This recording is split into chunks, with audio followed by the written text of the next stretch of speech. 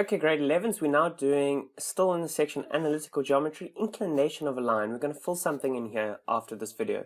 You've really got to turn your brains on now. We're going to get straight into this. Right, so inclination of a line, we're looking at this. M is equal to tan theta. So this is the gradient M is equal to tan theta. Right, so we have a Cartesian plane, we have a line, and we have theta.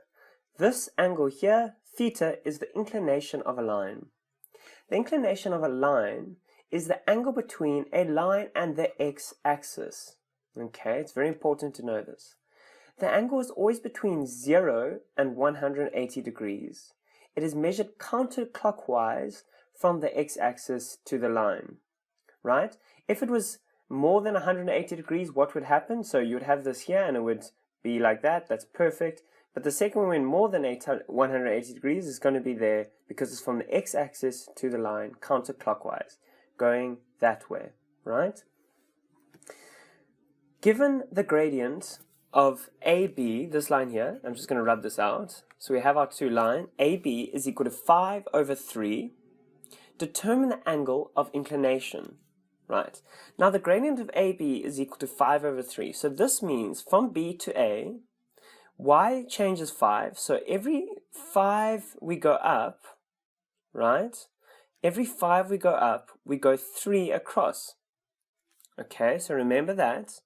We know that m is equal to tan theta. Does this make sense? So look at this. From here, every 5 we go up, we go 3 across. So there's 5 there and 3 there. So this is the same as drawing a little angle that goes like a square or triangle that goes 3 and 5. That's a right angle. Now, what do we know that tan is equal to?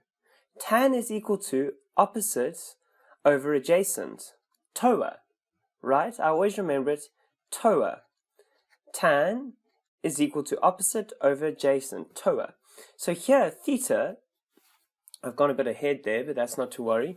So theta is equal to opposite, which is 5, over adjacent, which is 3. Right? And that's what our gradient is. Gradient is 5 over 3. So we can solve for theta. We go, the inverse of tan is equal to 5 over 3, right? If you're getting a funny answer, the answer is 59.04 degrees. If you're getting a funny answer, make sure your calculator is not in rad, and it is in fact in degree.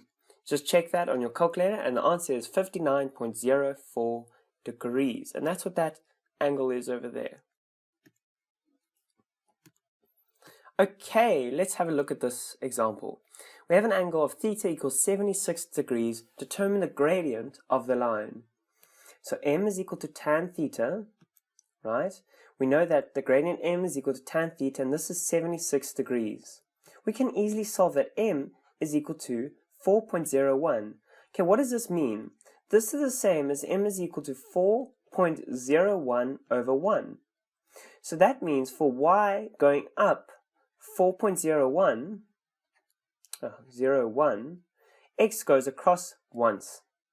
Okay, and there's our inverse, our triangle, where that's 1 and that's 4.01. And then we have our theta, which is tan theta. And what is tan theta? It equals opposite over adjacent. What is the opposite? 4.01 over 1. Okay, so that's our m. So the gradient of the line can be used to then determine the equation of the line very easily. So now the formula for the angle of an inclination of a line will always give you an acute angle, right? What does that mean? Using tan, we're always going to get an angle that's less than 90 degrees, positive or negative. Remember, tan is over here and here. But let's look at that now. What does it mean? Right, so we have our line. Given the points A and B, calculate the angle of inclination of line AB. That's going to be this angle here, right? Let us continue. We have m, the gradient, is y2 minus y1. What we're going to have over x2 minus x1. y2, we've set this as y2, so that's 2. That's negative 2 minus 4, negative 3 minus 7, just like we've got here. So we're going to have negative 6 over negative 10. Those cancel out to give us 3 over 5. Again, I'm just going to re-stress. That's going up 3 and going across 5. Remember to keep that in mind, what we're doing and why tan works. Right, so the angle of inclination is 3 over 5. Tan theta is equal to 3 over 5, negative 3 over 5, and that is now equal to 30.96 degrees. Okay, let's have a look at this example. Given the points A and B, calculate the angle AB makes with the positive x-axis. Why have we given you this example now? Well, over here, we're not going to any longer have it's going to be greater than 90 degrees. It's not going to be an acute angle. So what does tan do to this? Let's have a look. We're going to go y2 minus y1 over x2 minus x1.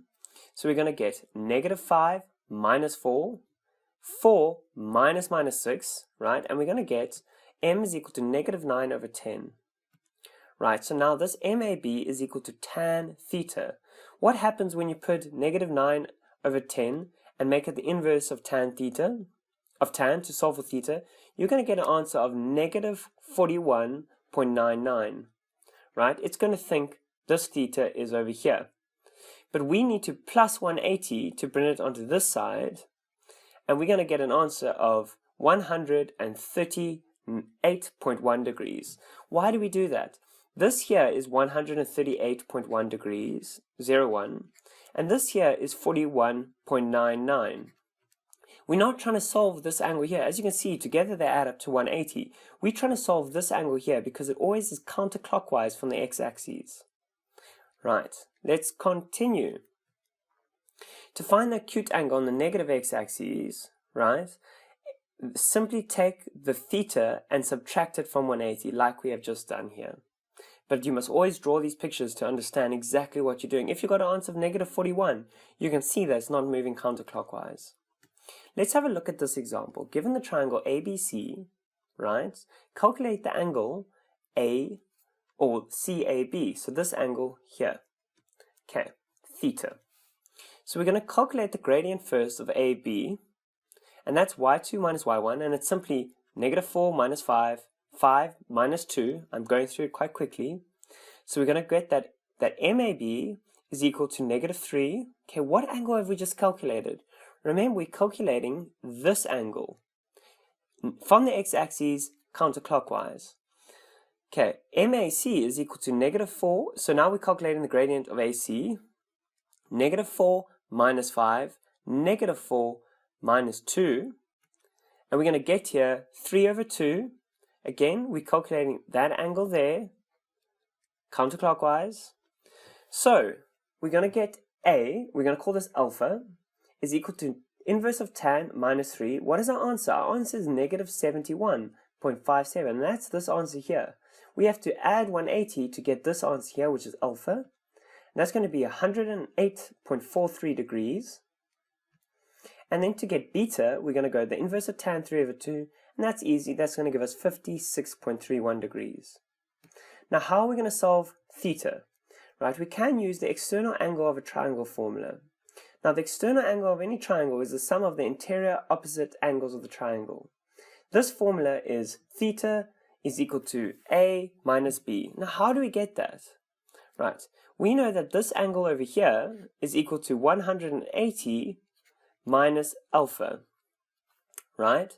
We know that all the angles in a triangle add up to 180, so that is equal to theta plus beta plus this here, which is 180 minus alpha.